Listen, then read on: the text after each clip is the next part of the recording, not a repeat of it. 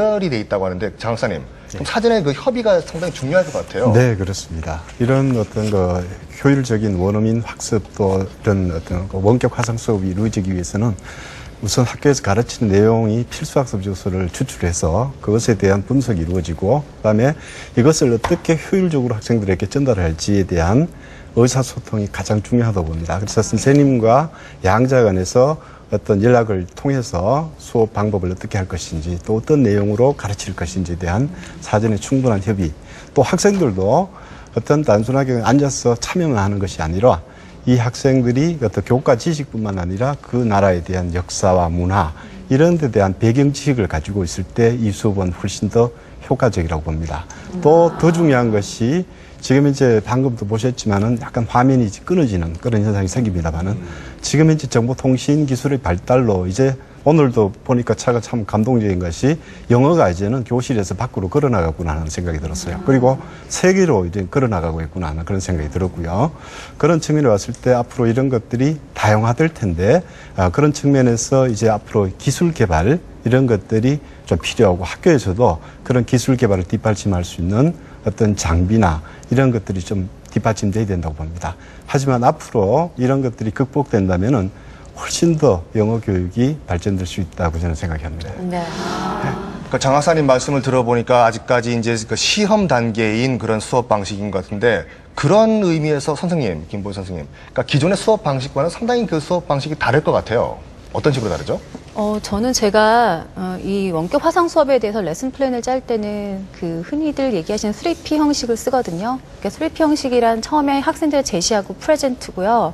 그다음에 연습 시간을 갖는 프랙티스고, 그다음에 학생들이 그것을 그 표현들을 이끌어낼 수 있는 프로듀스로 형식으로 이제 수업을 전개하려고 합니다. 그래서 원격 화상 수업을 위한 그 준비 수업 시간이 있는데요.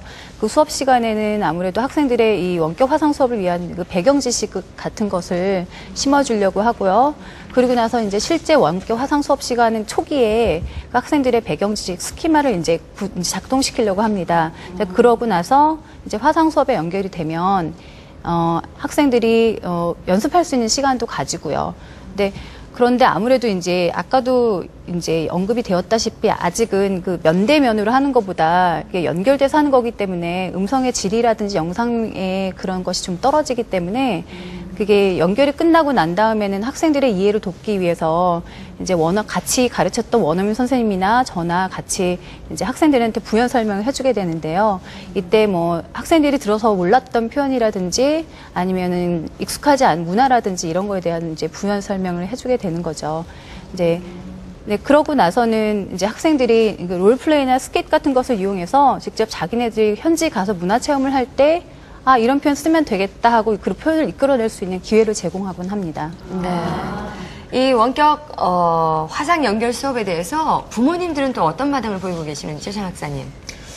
네, 부모님들은 일단 이것이 그 새로운 시도로서 전 세계의 학생들이 교실 안에서 전 세계 모든 어떤 원어민들과 대화할 수 있다는 그런 가능성에 기대와 또 나름대로 그 보람을 가지고 있는 것 같습니다. 그래서 학생들도 그런 과정을 통해서 실제 생활에 필요한 영어 표현을 익히게 되고 자기가 공부한 내용이 이것이 실제로 써먹을 수 있는 영어구나 하는 것이기 때문에 그 동기를 강력하게 해준다는 점에서 학생들에게도 바람직한 모습이 될 것 같고요. 학부모님들도 상당히 기대를 하고 있는 그런 것으로 나타났습니다. 지금까지 일주일에 한 몇 시간 정도 하는 거죠, 화상 수업을?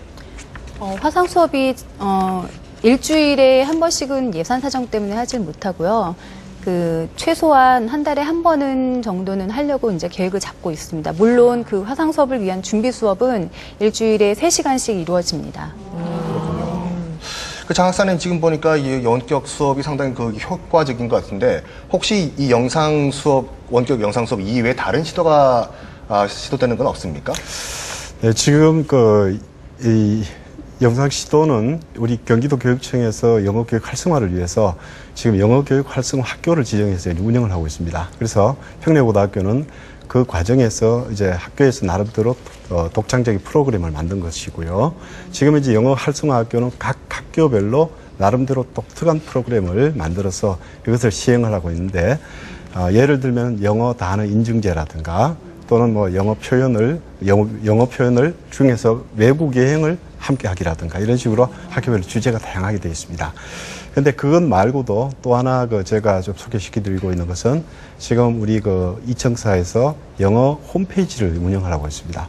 학교에서 영어 활성화 학교에서 홈페이지를 만드는데 이 홈페이지를 영어로 구축을 했는데 기존의 홈페이지에 다른 것은 기존의 홈페이지는 뭐 그냥 연혁이라든가 소개에 불과하지만은 이것은 홈페이지를 학생들이 만들어 나갑니다. 그래서 들어가 보시면은 학생들이 직접 글을 올리고 또 다른 학생이 글을 읽고 댓글을 달아주고 또 거기서 학습 과제를 또 수행을 하기도 하고 외국 학교와의 문자 교류도 또 이루어지고 있습니다. 또 심지어는 졸업생들 중에서도 거기 참여를 하게 되고요. 또 학부모님들도 거기에 참여를 하셔가지고 글을 올려주고 말하자면은 모든 공동체가 영어를 이루어져 나가는데 그럼 학교에서는 그 글을 문자로 만들면 그 영자 신문이 되는 것이고요. 학생들이 그 리포터로 형태로 취하게 되면 그것이 바로 영어 방송이 됩니다.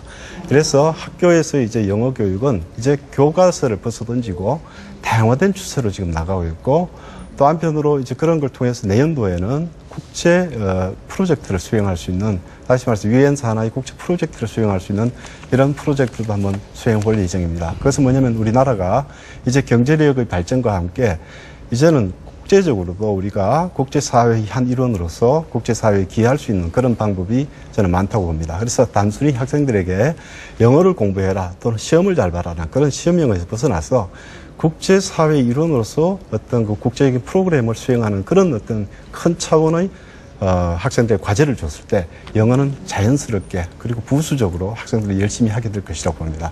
저는 그래서 그런 차원에서의 그 강력한 동기를 부여하는데 바로 이 영어 홈페이지가 크게 기여하고 있다 이렇게 생각이 듭니다. 정말 뭐 글 한 줄 쓰려면 한번 찾아보고 내가 그렇죠. 맞는지 생각해보게 되잖아요. 스피킹도 중요하지만 라이팅을 통해서 또 아이들 영어가 쑥쑥 자라는 거니까요. 그렇습니다.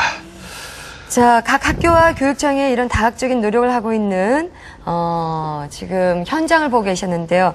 이런 현장을 바로 보니까 우리 영어 공교육 정말 희망이 있다는 생각이 듭니다. 이주희 교수님은 어떠셨는지요? 예, 근래 영어 선생님들이 예전에 비해서 더 노력을 많이 하고 창의성 발휘하고 의욕 있게 많이 하지요.